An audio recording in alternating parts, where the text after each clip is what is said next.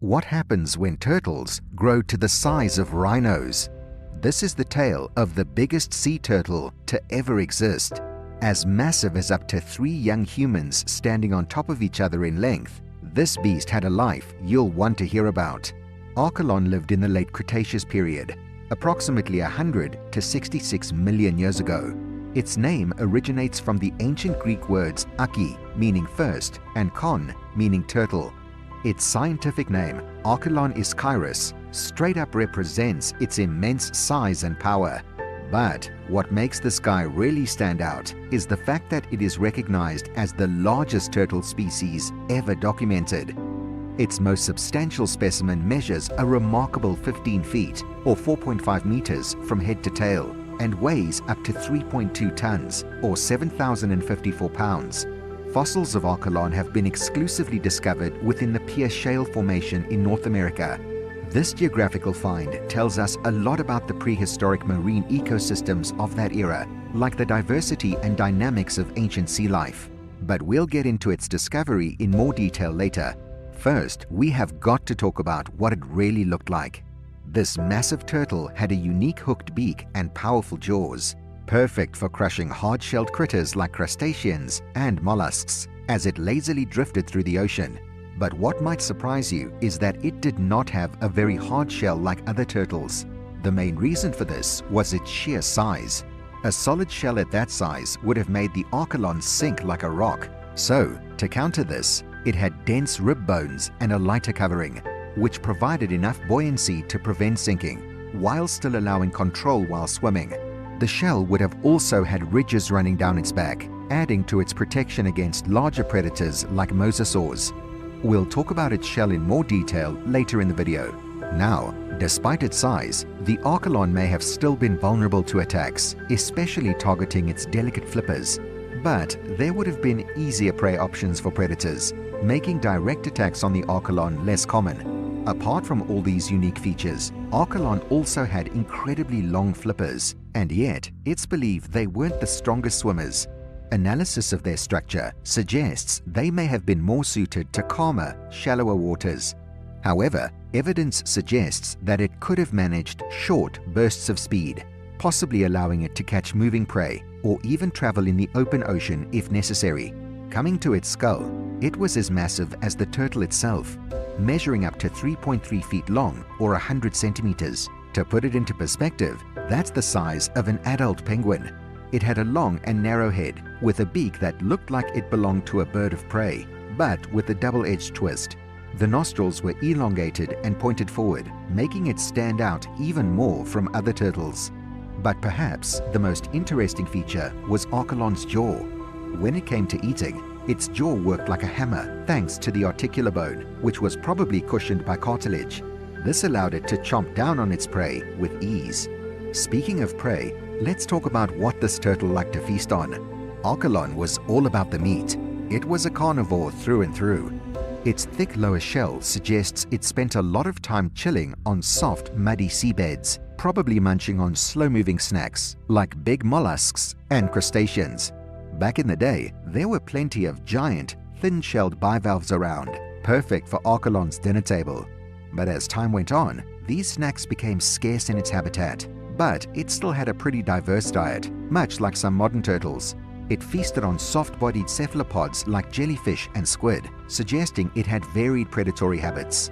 With its jaws built for crushing, Archelon likely enjoyed munching on large crabs and mollusks too.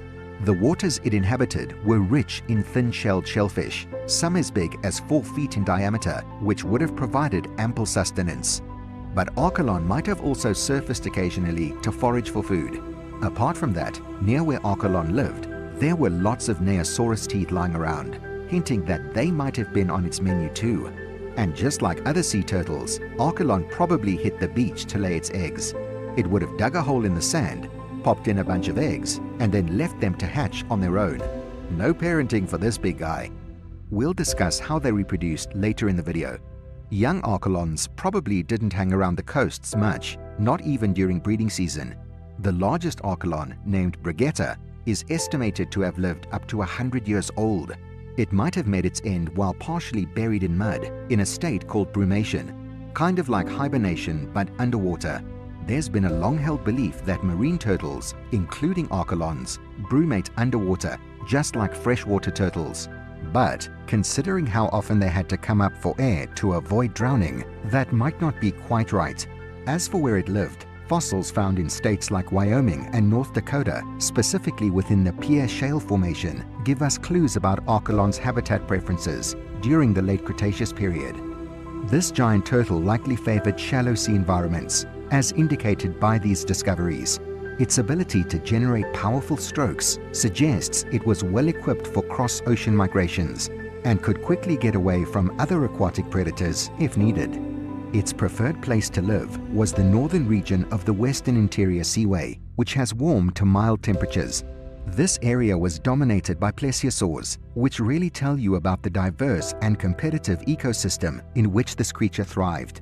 It was a muddy, oxygen-depleted habitat with an average depth of possibly slightly more than 600 feet or 182 meters. The water in this environment likely had a typical temperature of around 63 degrees Fahrenheit or 17 degrees Celsius. This raises the question of how archelon reproduced in such an environment. The simple answer is, it didn't. Archelon, much like present-day turtles, came ashore to lay eggs, and that's probably the only time it made its way to the shore. Once laid, these eggs would hatch, and the young turtles would have to navigate through predators to reach the safety of the ocean. With the exception of a few species, most modern turtles follow a consistent nesting behavior of excavating nests to lay their eggs. They typically create chambers in the sand or soil where they deposit their eggs. The female turtle initiates this process by using alternating scooping motions of her back legs to dig the nesting chamber after finding a suitable nesting spot. This nesting behavior is believed to have originated from archelon. While it may have escaped the water to lay eggs, it still had to head back in there for survival. And that's where trouble was sometimes waiting for it. Archelon was massive, but natural predators like mosasaurs, Allosaurus, and possibly even sharks like Cretoxyrhina were a major threat to it. It was a giant, but predators could still target vulnerable areas like its flippers. However, the sheer size of the archelon shell might have provided some protection against certain predators. At the very least, adult male archelons, with their large size and sturdy bodies, would have been more challenging for predators to catch compared to other sea reptiles with slimmer frames. These guys likely used their hardened underside plates as a form of defense. Evidence from bite marks found near fossils also suggests that they may have been targeted by blind predator attacks. So, let's look into their armor and what it does for them in these situations. Archelon's carapace, the protective shell covering its back, consisted of 8 neural plates on each side, nearest to the midline, and 9 neural plates connecting the midline to the ribs. These plates were mostly uniform in size, except for 2 pairs. The plates corresponding to the 8 thoracic vertebrae were smaller, while the plate nearest to the tail was larger. Unlike other sea turtles, Archelon had 10 pairs of ribs, and also unlike other sea turtles, where the first rib meets the first pleural plate, Archelon's first rib was noticeably shorter than the second, covering only about 3/4 of the length. The second to fifth ribs projected at right angles from the midline and measured an impressive 3.3 feet or 100 centimeters in length each in the holotype specimen. Its ribs increased in thickness vertically as they moved away from the midline. They were relatively larger and more well-developed than those of sea turtles, originating with a thickness of 0.98 inches or 2.5 centimeters and ending with around 1.6 to 2 inches or 4 to 5 centimeters. The carapace likely featured a row of ridges along the midline over the chest region, possibly totaling 7 ridges, each peaking at 1 or 2 inches or 2.5 or 5 centimeters. Without a firmly jointed neck and pleural plates, the skin over the carapace was probably thick, strong, and leathery, providing support for the shoulder girdle. Archelon also had osteoclerotic structures, dense and heavy bone formations that likely served as ballasts in life, similar to the limb bones of whales and other deep-sea animals. Now that we've talked about its shell in detail, it brings up the question, how did this turtle end up developing that massive carapace? Well, the truth is, the mystery of how the turtle acquired its iconic shell remained a hot topic for over 120 years, until 2008, when a groundbreaking discovery shed light on the matter. A unique 1.3 feet or 40 centimeter fossil found in China unveiled a reptile resembling a turtle, but with only half of its shell intact. This species, named Odontocheilus semictasia, meaning toothed turtle with half a shell, sported a hard shell on its underside, similar to the plastron of modern turtles, but lacked the upper part or carapace. Remarkably, Odontocheilus had enlarged ribs, indicating that the bottom part of the turtle shell evolved before the top. Since the fossil was unearthed in marine deposits, one hypothesis suggests that the evolution of the plastron served as a defense mechanism against predators, providing early turtles with protection from threats in their aquatic environment. Coming from beneath in a marine environment, the remarkable fossil of Odontocheilus predates Proganacheilus by roughly 10 million years, pushing back the origin of turtles to about 220 million years ago. In 2015, another big discovery further enhanced our understanding of the connection between turtles and other reptiles. Papacheilus rosei, the grandfather turtle, is a small reptile measuring about 0.6 feet or 20 centimeters, but it boasted significantly enlarged and flattened ribs, distinguishing it from other fossil turtles. Unlike other turtles, Papacheilus lacked a shell, indicating it likely represents a transitional form between lizard-like reptiles and turtles, often referred to as a missing link. Papacheilus shares similarities with other lizards, such as Eunotosaurus africanus, featuring enlarged T-shaped ribs, elongated vertebrae, and a generally round body shape. Both species were terrestrial animals capable of digging. Eunotosaurus was first thought to be a turtle ancestor way back in 1892. Nowadays, scientists believe the big ribs on Eunotosaurus and Papacheilus were more about stability for digging than anything else. They reckon Eunotosaurus already had the same breathing setup as turtles, thanks to their sturdy rib cages. Plus, Papacheilus' skull looks a lot like other reptiles, showing turtles are probably closer kin to modern lizards and snakes than other extinct reptiles. This idea is now widely accepted among researchers. Later on, after the Triassic period, turtles split into two main groups, the Pleurodires and the Cryptodires. Initially, neither group had the neck retraction mechanisms that are now their most obvious feature. Pleurodires, or side neck turtles, later folded their necks to the side of their shells, while Cryptodires, or hidden neck turtles, pulled their heads back and up into their shells. Both of these methods required complex changes to their neck bones and muscles. Today's turtles are either Pleurodires or Cryptodires. During the Triassic period, turtles protected their necks in various ways. For example, Proganacheilus had a collar of horny spikes, while Palaeocharis, another late Triassic turtle, had an extension of the carapace. Pleurodires are now less common, mostly found in the southern hemisphere, but they were once widespread both on land and in the waters around the coasts. Sea turtles and soft-shelled turtles, both Cryptodires, are found worldwide. Santanacheilus, a Cryptodira from the early Cretaceous, had large salt glands under its eyes, essential for excreting excess salt from its seafood diet. In earlier times, turtles had movable metacarpal and short digits on their feet, similar to land turtles.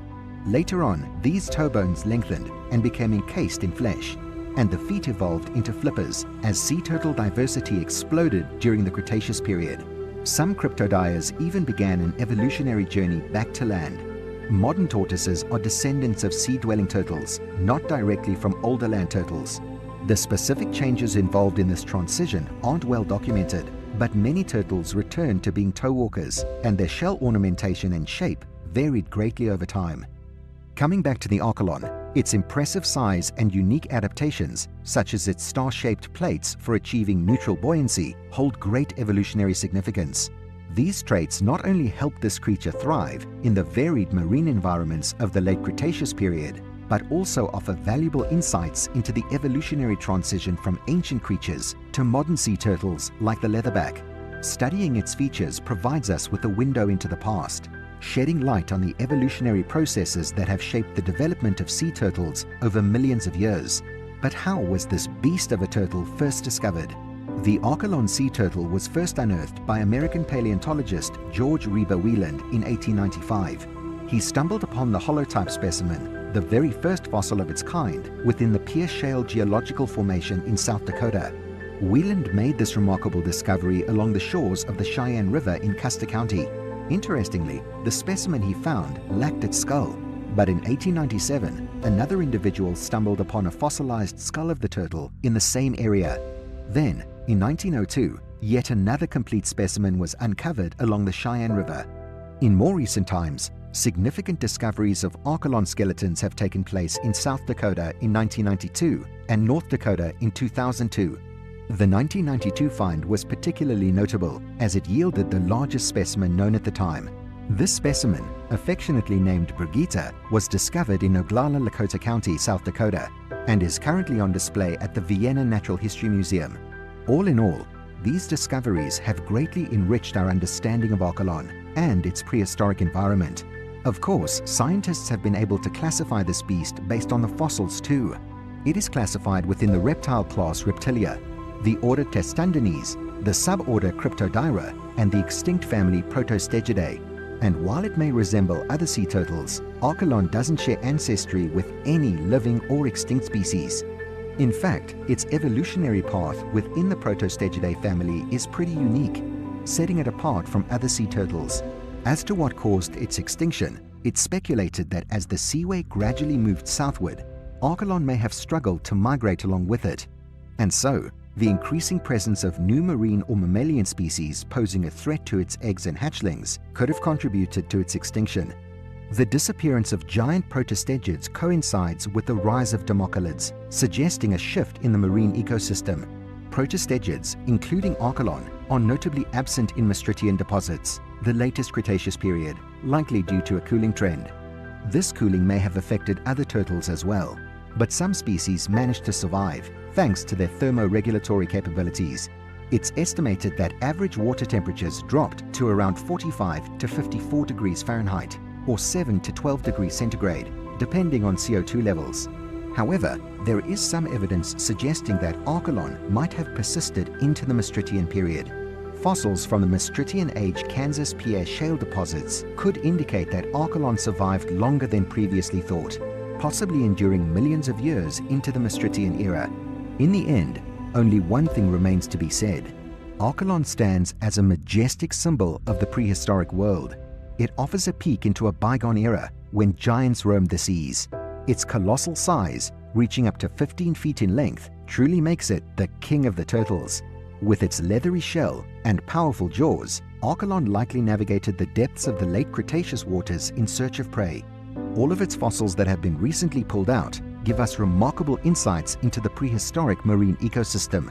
It's quite amazing how, despite being beyond huge, this turtle was still not invincible in the scary waters of South Dakota. It faced challenges from predators like mosasaurs and sharks. Yet, its resilience and evolutionary adaptations tell you about the incredible diversity and survival strategies of ancient marine life. Today, archelon's fossils serve as invaluable treasures, offering clues to understanding the mysteries of our planet's distant past. As we continue to explore and uncover the secrets of our natural world, archelon will forever be the most amazing turtle that once lived beneath the waves. And that's a wrap. Looking back at its life, would you say this turtle's impressive size was more of an advantage for survival in its ancient ocean habitat, or did it pose more challenges? Drop your thoughts in the comments below. And if you enjoy learning about ancient creatures, make sure to hit that subscribe button and stay tuned for more cool stuff about the past.